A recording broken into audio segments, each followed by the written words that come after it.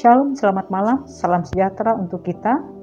Bapak Ibu saudara-saudaraku yang dikasihi dan diberkati Tuhan, kembali kita berjumpa dalam renungan malam.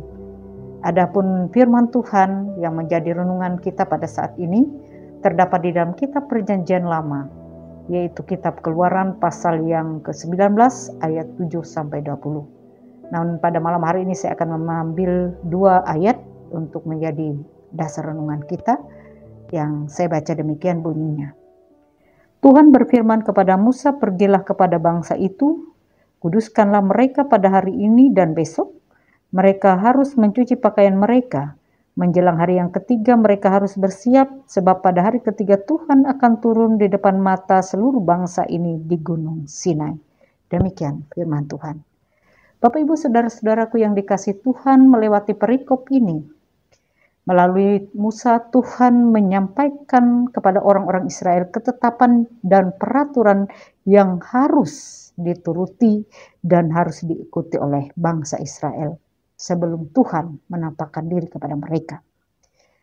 Dan Tuhan juga meminta agar di sekitar Gunung Sinai diberikan batas agar mereka tidak menyentuh atau meraba gunung tersebut.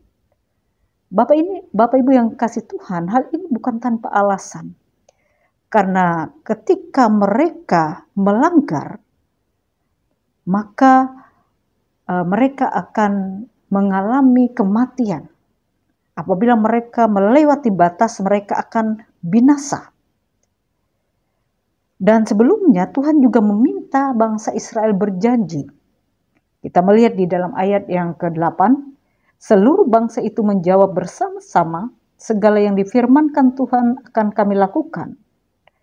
Lalu Musa menyampaikan jawaban bangsa itu kepada Tuhan.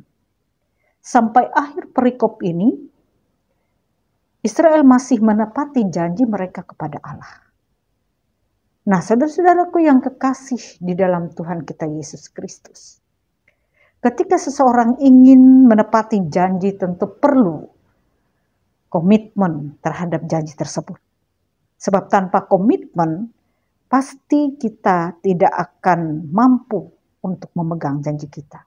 Dengan kata lain, kita akan lalai, kita tidak setia kepada janji kita.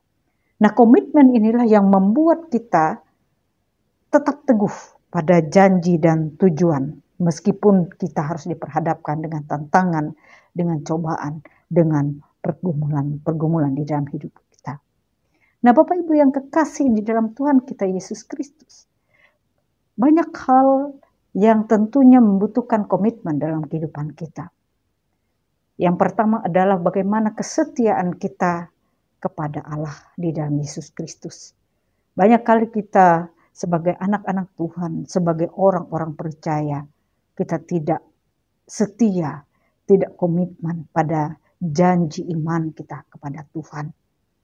Kita berbicara tentang bahwa kita sungguh setia, kita percaya kepada Tuhan. Tetapi ada banyak kita yang justru tidak mengandalkan Tuhan dalam kehidupan kita. Atau justru kita berpaling, justru kita mengandalkan hal-hal lain di luar Tuhan. Dan itu juga sering terjadi dalam kehidupan kita sebagai anak-anak Tuhan. Kenapa?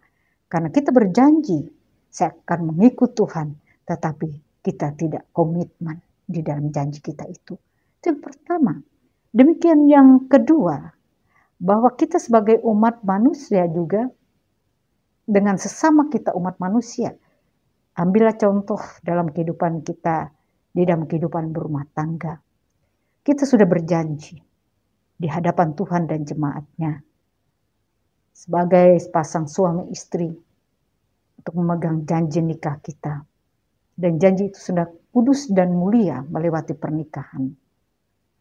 Tetapi dalam hal ini banyak sekali juga justru keluarga-keluarga Kristen, pasangan-pasangan Kristen, suami istri Kristen yang justru gagal untuk setia, untuk berpegang kepada janji yang sudah diucapkannya. Karena apa?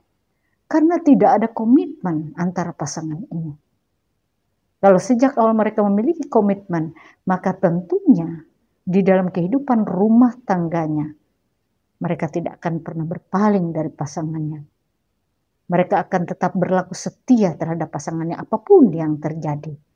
Tetapi hari-hari ini, kalau kita boleh jujur, banyak sekali keluarga-keluarga Kristen, rumah tangga Kristen yang hancur, berantakan akibat apa? Ketidaksetiaan. Akibat tidak memiliki komitmen pada janji. Nah, dan juga banyak hal juga yang dalam kehidupan kita tidak komitmen dalam hal ini. Termasuk di dalam kesetiaan kita mengambil bagian kita di dalam pelayanan. Ketika kita sebagai pengikut Kristus, kita tidak hanya sebagai pengikut. Kita tidak hanya sebagai jemaat yang biasa. Tetapi Allah menghendaki bahwa kita juga ambil bagian di dalamnya. Menjadi alat di tangan Tuhan. Melalui apapun yang ada pada diri kita. Yang bisa kita berikan, yang bisa kita persembahkan demi kemuliaan nama Tuhan. Nah Bapak Ibu saudara-saudaraku yang dikasihi dan diberkati oleh Tuhan kita, Yesus Kristus. Ketika kita boleh bersama-sama merenungkan firman Tuhan pada malam hari ini. Pesan firman Tuhan yang sungguh luar biasa bagi kita adalah ketika kita sebagai pengikutnya, sebagai anak-anak Tuhan, kita setia, kita menuruti, kita senantiasa berpegang kepada janji kita. Sebagaimana umat Israel berjanji untuk menuruti perintah Tuhan, peraturan dari Tuhan agar mereka hidup, agar mereka tidak binasa, agar mereka bisa berjumpa dengan Tuhan, agar Tuhan boleh datang ke dalam kehidupan mereka. Demikian juga dengan kita, saudara-saudaraku yang kekasih dalam Tuhan, agar kita bisa mengalami Tuhan itu datang hadir dalam kehidupan kita. Maka peganglah janji kita, setialah kepada janji kita, kepada aturan, kepada perintah-perintah Tuhan dalam kehidupan kita. Sehingga dengan demikian, Tuhan itu akan ada bersama kita dan hadir dalam kehidupan kita dan menuntun kita. Tuhan Yesus memberkati kita dan firman-Nya tidak akan sia-sia. Mari kita berdoa.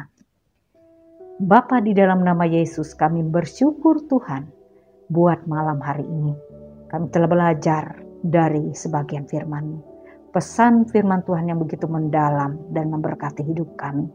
Kiranya Tuhan menjadikan kami sebagai anak-anak-Mu yang taat, yang setia kepada-Mu. Meskipun banyak pergumulan, persoalan, tantangan yang ada di hadapan kami, bahkan cobaan-cobaan, tapi tolonglah kami dengan tuntunan Roh Kudus-Mu, sehingga kami boleh senantiasa menjadi pribadi-pribadi yang taat dan setia kepada-Mu. Terpujilah nama-Mu Bapa, dalam nama Tuhan Yesus kami berdoa dan mengucap syukur. Amin. Selamat malam, Tuhan memberkati. Shalom.